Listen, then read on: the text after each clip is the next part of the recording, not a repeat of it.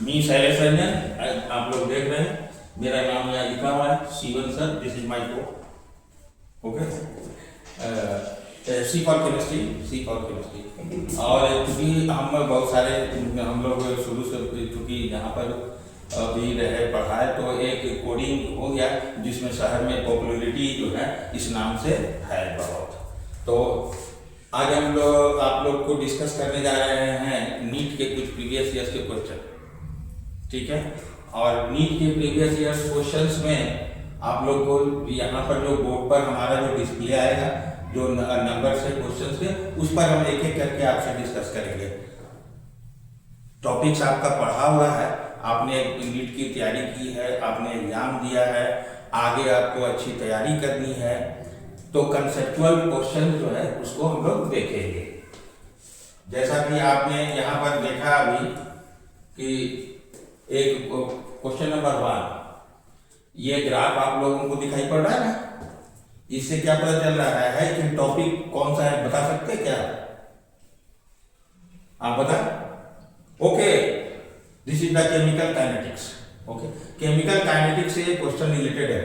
जहां तक कि क्वेश्चन है डायरेक्ट है कि increase in the concentration of reactants of a reaction leads to change, मतलब कि यदि आपने कोई अमाउंट लिया है रिएक्टेंट का, तो रिएक्टेंट जो है after some certain interval of time it will turns into the product. Okay, तो वो कह रहा है क्या कि आपके अगर अमाउंट को बढ़ाते हैं, यदि आप सपोज कि आपने 10 मोल्स लिया हुआ है, लेकिन with the passage of time if you increase the amount, I mean कि अगर आपने 10 की जगह 15 मोल ले लिया, 16 मोल ले लिया और आप उसको बढ़ाते हैं, तो पूछ रहा है क्या कि हाउ द चेंज अकर्स, किस चीज में बदलेगा?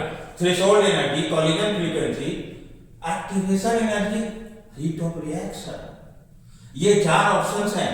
डायरेक्ट मैं आंसर बता सकता हूं, लेकिन मैं पहले देखना ये चाहता हूं कि are you concern with all the options given on the board.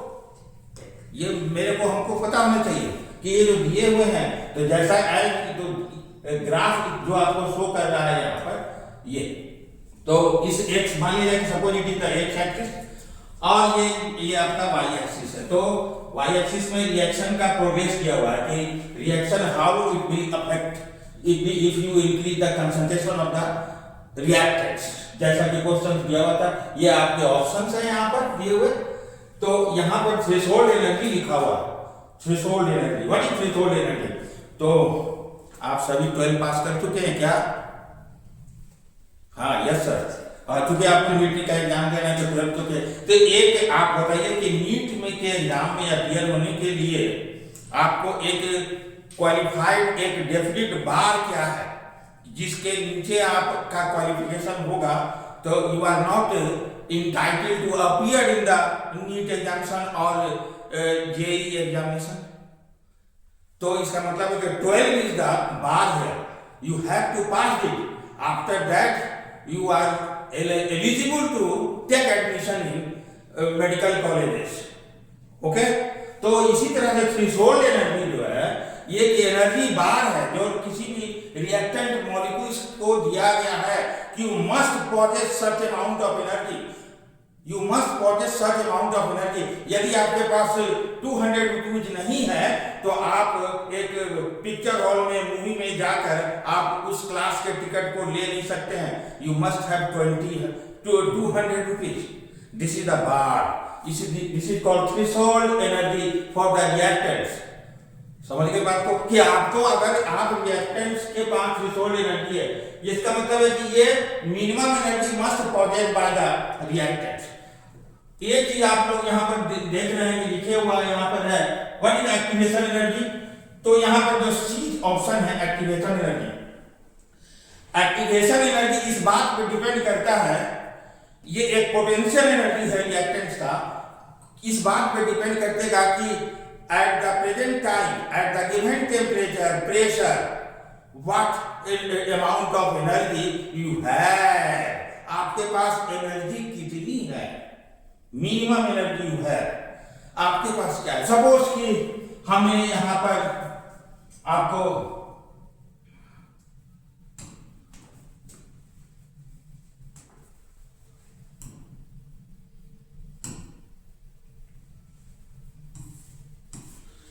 हाँ, मैंने ये कहा कि अगर मैंने यहाँ पर एक्टिवेशन एनर्जी की मैं बात कर रहा हूँ फिलहाल अभी, तो एक्टिवेशन एनर्जी क्या है? तो अगर हम सिंपल एग्जाम्पल दें आपको कि अगर आपके पास 150 रुपीज है, 150 रुपीज यू हैव, तो this is the minimum energy you have, but picture hall में इंटर करने के लिए, किसी क्लास में बैठने के लिए आपको मिनिमम 200 रुपीज चाहिए।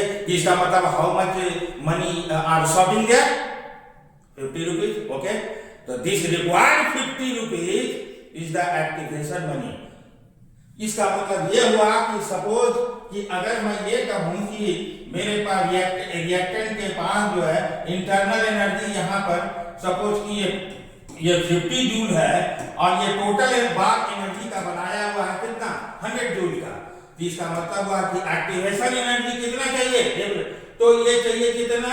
तो आपको 50 है और 100 के बार पे जाना है या 100 से ज्यादा पाइएगा, तभी आप इस जो ये आपको दिखाई पड़ रहा है हाइट, इसको आप क्रॉस कर पाइएगा। इसका मतलब है कि required energy is threshold energy minus this is the internal energy of the reactant which already you have, जो आपके पास है। तो इसका मतलब है कि differences of this will give you the activation energy. Activation energy is the amount of energy, activation energy is the amount of energy which activate you to bring the chemical change, to bring the chemical change. I mean, या हम in another word ऐसा कर सकते हैं कि activation energy जो है वो एक प्रकार का ऐसा एनर्जी है जो रिएक्टेंट को प्रोडक्ट में बदलने के लिए सफिशिएंटली केमिकल चेंज लाने के लिए रिक्वायर्ड एनर्जी है। अब आप समझे कि आपके पास अगर 100 रुपीज है, 100 रुपीज का टिकट में मूवी देख सकते हैं आप, हैं आपके पास है 50 रुपीज, तो रिक्वायर्ड अमाउंट हुआ 50 and this is the activation. समझे? यस। तो इस बात को यहाँ पर अमाउंट ऑफ रिएक्टेंट से कोई मतलब है नहीं, ना तो थ्रेशोल्ड एनर्जी को ना एक्टिवेशन एनर्जी को। हाँ, एक्टिवेशन एनर्जी जो है, ये एक्टिवेशन एनर्जी जिसको आप लोग ये से लिखते हैं, ये टेम्परेचर के इन्वर्स होता है। मतलब कहने का हुआ कि आप टेम्परेचर बढ़ा देंगे, ज्यादा होगा रिएक्टेंट का, तो एक्टिवेशन एनर्जी क्या होगा? कम हो जाएगा, कम होगा एक्टिवेशन एनर्जी। इसका मतलब ये हो गया कि कम जिसका टेम्परेचर लो होगा उसका एक्टिवेशन एनर्जी मैक्सिमम होगा। एक्टिवेशन एनर्जी सर मैक्सिमम होगा का मतलब क्या हुआ? तो मतलब हो गया कि एक स्टूडेंट जो है स्टूडेंट बोला कि मेरे पास तो 100 रुपए का टिकट लेने के लिए मात्र 50 रुपया है, तो 50 रुपए चाहिए। दूसरा बोला कि वो तुम्हारे पास तो 50 रुपीज है ना, मेरे पास तो मात्र 25 रुपीज है। इसका मतलब बताइए किसको एक्टिवेशन एनर्जी का ज्यादा जरूरत पड़ेगा? आप बताइए। 25 वाले। हाँ, 25 वाले तो वेरी नाइस। तो ये एक्टिवेशन एनर्जी क्या हो गया? बहुत ज्यादा। तो इसको कम करना है यदि तो टेम्परेचर को बढ़ा दीजिए। आपके पास अगर 75 हो गया तो रिक्वायर्ड अमाउंट कितना हो गया? मात्र 25 रुपीज। इसका मतलब ये हो गया कि टेम्परेचर बढ़ने से रिक्वायर्ड एनर्जी कम हो जाएगा और रिएक्शन का रेट डिपेंड करेगा उसी पर। Higher the temperature more will be the rate of reaction, क्योंकि रेट ऑफ रिएक्शन टेम्परेचर बढ़ने से इसलिए बढ़ता है कि एक्टिवेशन एनर्जी उसका डाउन हो जाएगा। बात समझ में आई? That's okay. इसका मतलब हो गया कि थ्रेशोल्ड एनर्जी, एक्टिवेशन एनर्जी, ये दोनों जो बात है रिएक्टेंट के अमाउंट से इसको मतलब नहीं है। Okay, yes. Heat of reaction, जैसा कि हम लोग जानते हैं कि हीट ऑफ रिएक्शन में यहां पर आप देखिएगा कि इंटरनल ये है आपका इंटरनल एनर्जी। अगर ये रिएक्टेंट साइड है, ये रिएक्टेंट है साइड है, और ये आपका ये प्रोडक्ट है। तो आप लोग थर्मोकेमिस्ट्री में हम लोग पढ़े हैं, थर्मोकेमिस्ट्री में हम लोग पढ़े हैं कि heat of reaction it is equal to algebraic sum of heat of formation of product minus algebraic sum of heat of formation of reactant. तो प्रोडक्ट और रिएक्टेंट का जो डिफरेंस होगा उस पे डिपेंडेबल है ना ये। कि प्रोडक्ट का क्या है और इसका रिएक्टेंट का इंटरनल एनर्जी कितना है या हीट ट्रांसफॉर्मेशन क्या है। तो यहाँ पर आपको देखने से क्या लग रहा है, यहाँ पर इस ग्राफ से देखने से लग रहा है कि यहाँ पर डेल्टा एच का वैल्यू कम है। सपोज कि ये 30 है, तो ये प्रोडक्ट का है, तो 50 ये प्रोडक्ट का है, तो कैसे निकालेंगे आप लोग इसको, 30 माइनस और प्रोडक्ट माइनस रिएक्टेंट, तो 50 ये आया कितना, -20 जूल। डेल्टा एच का वैल्यू किसमें आया, निगेटिव में आया। इसका मतलब ये ग्राफ जो दिया हुआ है आप लोग बता सकते हैं कि given for the endothermic reaction और endothermic reaction del H negative में है। सर डेल एच निगेटिव में है तो एंडोथर्मिक रिएक्शन होगा, वेरी नाइस। अगर डेल्टा एच का वैल्यू निगेटिव में है और डेल्टा एच का वैल्यू हमेशा चेंज इन एनर्जी के बराबर होगा, जो कि एक्टिवेशन एनर्जी चेंज निकालते हैं हम लोग हैं, activation energy of the for the forward reaction, activation energy of the forward reaction minus activation energy of the backward reaction का डिफरेंस, ये हमेशा डेल्टा एच और ई दोनों के जो एक्टिवेशन एनर्जी में अंतर आएगा, क्योंकि यहाँ का एक्टिवेशन एनर्जी ये यहाँ से निकालेंगे थ्रेशोल्ड एनर्जी और एनर्जी ऑफ प्रोडक्ट, और यहाँ से निकालेंगे एक्टिवेशन एनर्जी यहाँ से थ्रेशोल्ड एनर्जी, ये प्रोडक्ट रिएक्टेंट से माइनस करेंगे, तो हमेशा ये भी वैल्यू निगेटिव में आएगा और उतना ही आएगा जितना कि आपका डेल्टा ई का वैल्यू, डेल एच का वैल्यू आया है यहाँ पर। चूंकि इस टॉपिक को आपका पढ़ा हुआ है तो हम केवल आपको ये बताएं कि ऑप्शंस थ्रेशोल्ड एनर्जी क्यों नहीं होगा, ये तो मिनिमम एनर्जी पहुंचे थे, बार बनाया हुआ आपके पास बैरियर है कि जब तक आप 4 फीट का जंप जो है नहीं करिएगा तब तक आप लॉन्ग जंप या हाई जंप में आप डिस्क्वालीफाइड है। 12 आप पास नहीं है तो आप नीट के लिए डिस्क्वालीफाइड है, तो that is the threshold energy, right. और एक्टिवेशन एनर्जी हमने समझा ही दिया आपको कि अगर आपके पास ये 20 किलो जूल का एनर्जी है आपके पास, लेकिन प्रोडक्ट बनाने के लिए अगर 80 का जरूरत है तो 60 जूल जो एनर्जी होगा वो रिक्वायर्ड होगा और वो एक्टिवेशन का आएगा। और इन सब बातों को कोई मास या कंसंट्रेशन से कोई मतलब नहीं।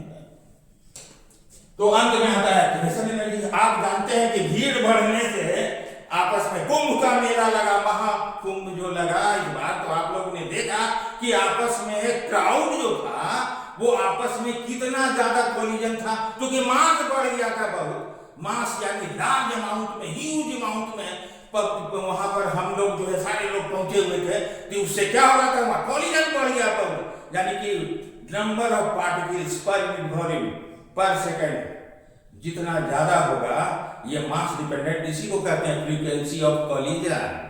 इसका मतलब जहां अगर 5 आदमी आप एक रूम में है तो आपस में बहुत ज्यादा तो कोलिजन एक दूसरे से नहीं होगा, लेकिन अगर आप सेम क्लास रूम में इसमें 500 आदमी आ जाएगा तो हम लोग आपस में एक दूसरे से कोलाइड करेंगे कि नहीं करेंगे, तो नंबर ऑफ कोलिजन बढ़ेगा, frequency.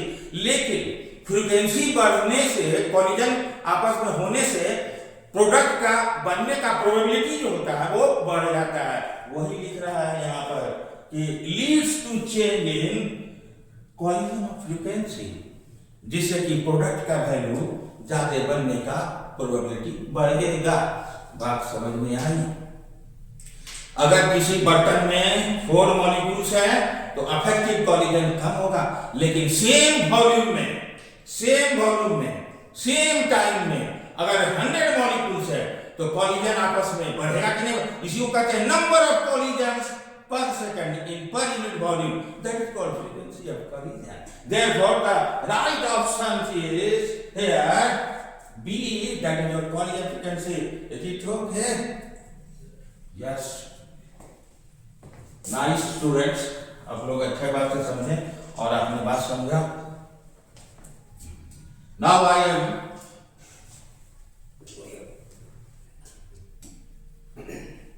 proceeding for the next question.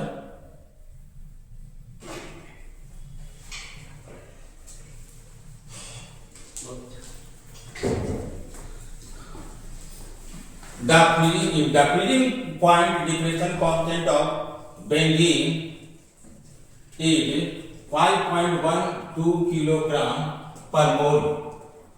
The freezing point depression constant of benzene is 5.12 kg per mole. The freezing point depression for the solution of molality.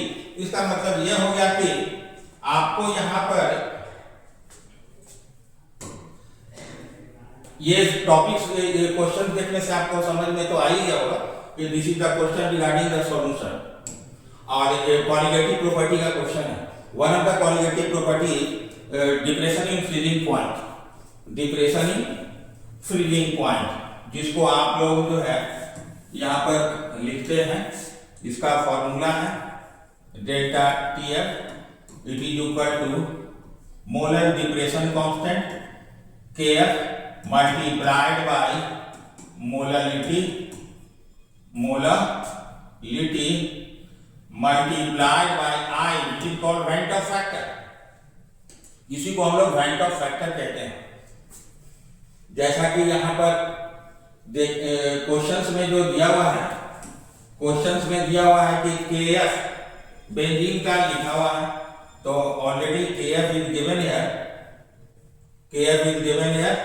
5.12 kg per mole, right. यहाँ पर और उसके बाद दिया हुआ है कि फ्रीजिंग पॉइंट डिप्रेशन आपको पता करना है जिसका कंसंट्रेशन यानी मोलालिटी के टर्म में दिया हुआ है. ये आपको पता है यहाँ पर कि ये मोलालिटी कितना दिया हुआ है. तो मोलालिटी आपके पास है 0.078 मोल पर KG containing a non electrolyte solute in benzene. Non electrolyte जैसे ही था इसका मतलब यह हो गया कि इसका वेंट ऑफ फैक्टर का वैल्यू 1 होगा. हमने फॉर्मूला में इस हमेशा इस्तेमाल करने के लिए लोगों को बताया है, आप लोगों को भी बोला होगा मैंने पढ़ाते वक्त कि जब भी आप इस टाइप का प्रॉब्लम बनाएंगे क्वालिटेटिव प्रॉपर्टी का तो you must have multiply by I से इसको जरूर मल्टीप्लाई कीजिए. क्योंकि अगर मान लिया कि नॉन इलेक्ट्रोलाइट है, नॉन इलेक्ट्रोलाइट का जैसे सिंपल हो गया कि क्या क्या हो सकता है, तो ग्लूकोज है, फ्रुक्टोज है, यूरिया है, NH2CO NH2, या फिर शुगर है आपके पास C12H22O11 like this. मतलब कि having no dissociation when it dissolve in solvent. अगर आप इस प्रकार के इलेक्ट्रोलाइट्स को सॉल्वेंट में डालेंगे तो सपोज कि आपने जितना भी मोल इनिशियली लिया है वो सॉल्यूशन में बनने के बाद भी उसके मोल ना तो बढ़ेंगे और ना ही कम होंगे. तो जब भी किसी ऐसे सॉल्यूट जिनका सॉल्यूशन आप बनाएंगे लेकिन सॉल्यूशन के नंबर में ना तो वहां पर कुछ ज्यादा इंक्रीजमेंट होगा और ना ही तो डिक्रीजमेंट होगा, दोनों में से कोई बात नहीं होगा, तो हम लोग वैसे कंडीशंस में वैंट ऑफ फैक्टर का वैल्यू क्या ले लेते हैं, तो 1 ले लेते हैं, राइट. तो now you have to find out the delta TF. KF is given here, तो केएफ का दिया हुआ है 5.12 kg per mole Kelvin kilogram per mole and molality is already given here 0.78. So multiply this, you have to get the result of delta TF which is the asking portion of the question. यही पूछा गया है कि for the solution of molality 0.78 containing non-electrolyte solute in benzene. तो आपको निकालना क्या है, तो निकालना है the freezing point depression निकालना है, यानी कि डेल्टा TF निकालना है, डिप्रेशन इन फ्रीजिंग पॉइंट निकालना है for the solution. Delta TF निकालना है, फ्रीजिंग पॉइंट ऑफ सॉल्यूशन नहीं निकालना है, फ्रीजिंग पॉइंट ऑफ सॉल्यूशन नहीं निकालना है, एक बार ध्यान रखिएगा. तो डेल्टा TF और 5.512 को मल्टीप्लाई कर देंगे 0.0878 से, तो नियर अबाउट जो मल्टीप्लिकेशन के बाद ऑप्शन आएगा and that's will be the your answer, right. ये आप मल्टीप्लिकेशन कर लेंगे ना, कि मैं करूं क्या, कर लेंगे, ठीक है, okay.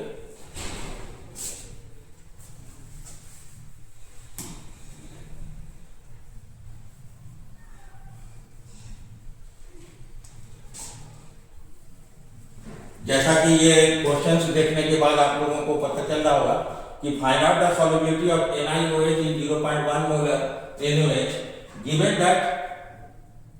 that the ionic product of NiOH2 is ये दिया हुआ है आपका।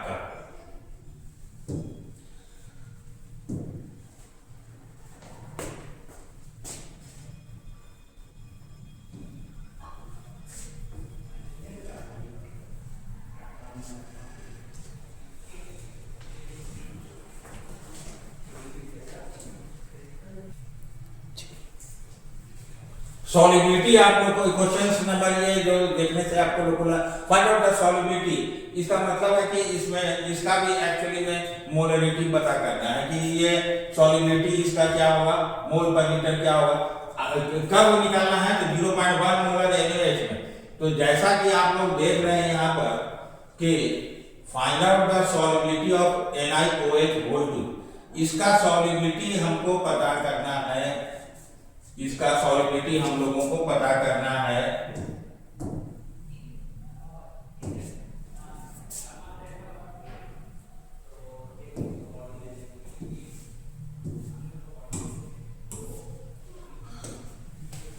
NiOH2 का और किस सॉल्यूशन में पता करना, तो 0.1 मोलर NaOH में पता करना। एक चीज आपको देखना होगा कि ये स्ट्रॉन्ग बेस है, स्ट्रॉन्ग बेस है और ये जो है आपका वीक बेस है। तो इसमें NiOH जो है, जब ये सॉल्यूशन में जब डिसॉल्व करिएगा, बनाइएगा पानी में इसको, तो ये बनाएगा क्या, Na++ और 2OH माइनस, यही बनाएगा। लेकिन क्योंकि sodium hydroxide already strong base है इसलिए, और यहाँ पर जो है इसका कंसंट्रेशन जो है दिया हुआ है NaOH का, कितना दिया हुआ है, तो 0.1 मोलर। तो 0.1 मोलर कंसंट्रेशन है, इसका मतलब ऑलरेडी हो गया कि OH माइनस कॉमन है, OH कॉमन है, कॉमन आयन इफेक्ट आप बोलेंगे इसको, क्योंकि सोडियम हाइड्रोक्साइड है already, sodium hydroxide strong base होने के कारण OH माइनस का कंसंट्रेशन इसमें कितना जाएगा, due to NaOH strong base है इसलिए जितना कंसंट्रेशन सोडियम आयन का है उतना ही कंसंट्रेशन OH माइनस का होगा, वो स्ट्रॉन्ग बेस है इसलिए। अब इस हालत में जैसे ही कॉमन इफेक्ट आएगा तो रिएक्शन जो है कॉमन आयन इफेक्ट के कारण रिवर्स होगा, रिवर्ट करेगा, इसका मतलब इसका सॉल्युबिलिटी अफेक्टेड होगा, सॉल्युबिलिटी अफेक्टेड होगा। लेकिन क्योंकि इस क्वेश्चन में हम लोगों को ये निकालना नहीं है कि पहले सॉल्युबिलिटी कितनी थी और अब कॉमन आयन आने के बाद सॉल्युबिलिटी कितनी हो गई है, हम लोगों को निकालना है कि in the presence of 0.1 molar sodium hydroxide what will be the solubility of sodium hydroxide, यानी कि उसका जो है मोलरिटी फाइंड आउट करना है, राइट। तो एज ऑलरेडी नो दैट कि हम लोग यहाँ पर लिख सकते हैं KSP equal to ionic product इसका क्या है, तो कंसंट्रेशन ऑफ Na++ और into concentration of OH minus to the power 2 तो लेट अगर हम लोग ये मान लें कि इसका सॉल्युबिलिटी S है, तो ये कितना होगा, तो S होगा, और ये कितना होगा, तो 2S होगा। लेकिन चूंकि कॉमन आयन है OH माइनस है इसमें, तो इसका कंसंट्रेशन ऑलरेडी कितना हो जाएगा, 2S प्लस 0.1, राइट। चूंकि यहाँ पर Ki का वैल्यू इसका दिया हुआ है, नाइसन कांस्टेंट का वैल्यू, ये देखिए ये बहुत कम वैल्यू है, Sp का यहाँ दिया हुआ है ये वाला वैल्यू, तो हम लोग यहाँ पर ये समझ सकते हैं अच्छी तरह से कि 2 × 10 to the power -15 becomes equal to, suppose इसका सॉल्युबिलिटी तो S हो गया और इसका सॉल्युबिलिटी क्या हुआ, तो 2s प्लस 0.1 OH माइनस का कंसंट्रेशन इतना हो गया, इसका स्क्वायर। चूंकि यहाँ पर Ki का वैल्यू बहुत कम दिया हुआ है, इसका मतलब है कि 2s जो है Na 0.1 मोलर के कंपैरिजन में, क्योंकि सोडियम हाइड्रोक्साइड एक स्ट्रॉन्ग गैस है, इसलिए OH माइनस का कंसंट्रेशन मेनली ड्यू टू किसके कारण होगा, तो वो सोडियम हाइड्रोक्साइड के कारण होगा। देयरफॉर ये जो है 2s जो है 2s का concentration in compare to this 0.1 के कंपेयर में क्या होगा, तो बहुत ही कम हो जाएगा। Therefore we can write here, what we can write here, 2s plus 0.1 is equal to 0.1। हम लोग ने 2s को क्या किया, तो नेगलेक्ट कर दिया, क्योंकि कॉमन आयन के कारण रिएक्शन को रिवर्ट करेगा, ये वापस डालेगा, तो वापस डालेगा तो सॉल्युबिलिटी इसका कम होगा। क्या का वैल्यू देख लीजिए बहुत कम है, तो in this way now we can write here 2 into 10 का पावर -15 becomes equal to s into इसका होल स्क्वायर हो जाएगा, तो 0.01। तो नाउ सॉल्युबिलिटी ऑफ दिस निकल डाइहाइड्रोक्साइड will become equal to s equal to 2 into 10 to the power -15 divided by 0.01। ये ऊपर चला जाएगा, तो 2 into 10 to the power -15 multiplied by 10 to the power 2। इसका मतलब हो जाएगा आंसर क्या है यहाँ पर, the option is before you and that is C। This one is the answer. समझ में आई बात? Ki का वैल्यू बहुत कम दिया हुआ है ना, इसलिए यहाँ पर हम लोग बोलेंगे कि ये जो सॉल्युबिलिटी 0.1 मोलर सोडियम हाइड्रोक्साइड करना है, तो इसके कंपैरिजन में चूंकि ये कॉमन आयन इफेक्ट के कारण रिएक्शन उधर जाएगा, तो OH माइनस का ऑब्जर्वेशन जो ऑब्टेन होगा ड्यू टू NiOH whole 2 वो और भी कम हो जाएगा। देयरफॉर आई हैव नेग्लेक्टेड, और आपको भी नेग्लेक्ट कर देना है ऑलरेडी, इसके कारण जो कंसंट्रेशन था डिसोसिएशन के कारण 2s को नेग्लेक्ट कर दिया हमने, right? Very nice. Now we are moving toward the next question है, a mixture of N2 and argon gases in a cylinder contains 7 gram of nitrogen and 8 gram of argon. If the total pressure of the mixture of the gases in the cylinder is, इसका मतलब हो गया कि ये जो है आपको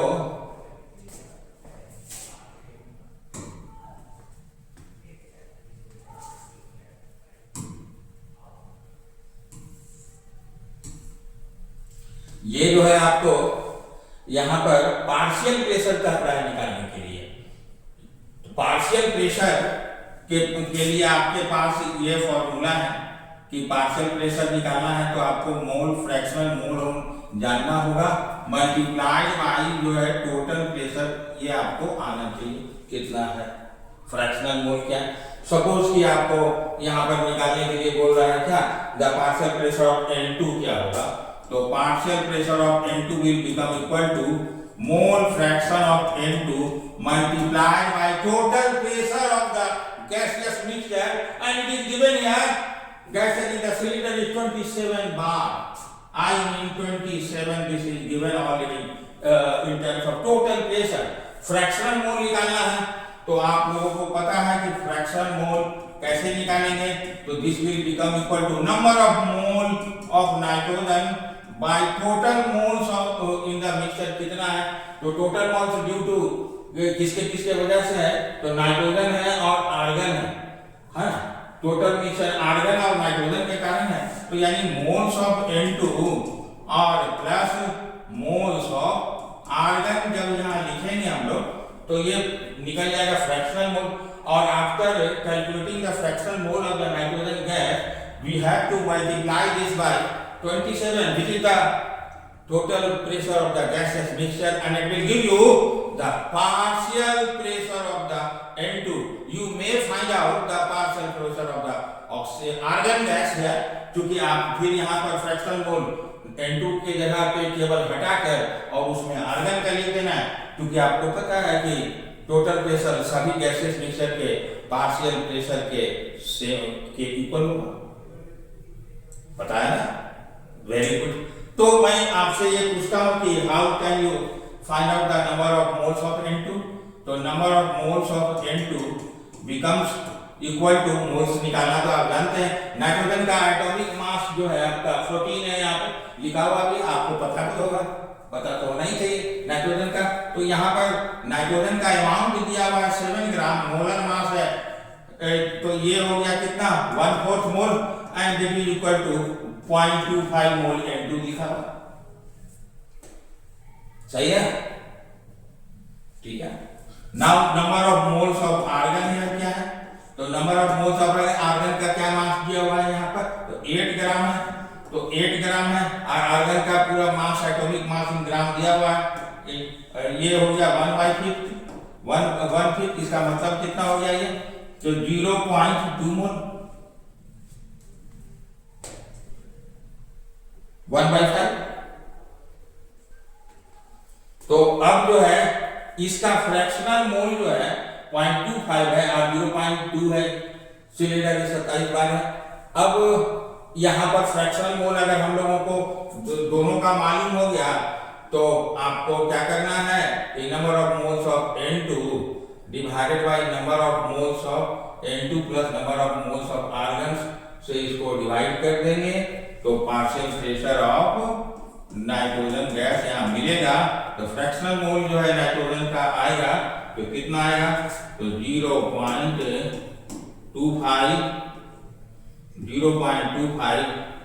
divided by 0.25 plus 0.2 multiply by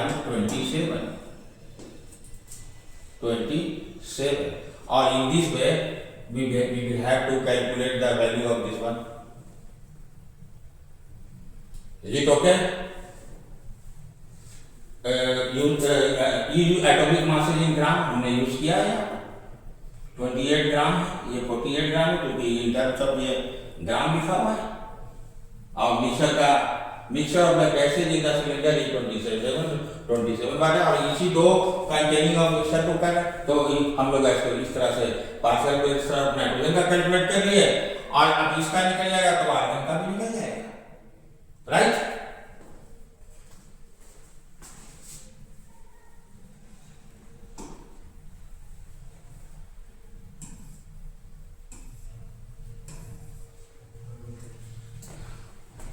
The rate constant for the first order chemical kinetics का again ये question है.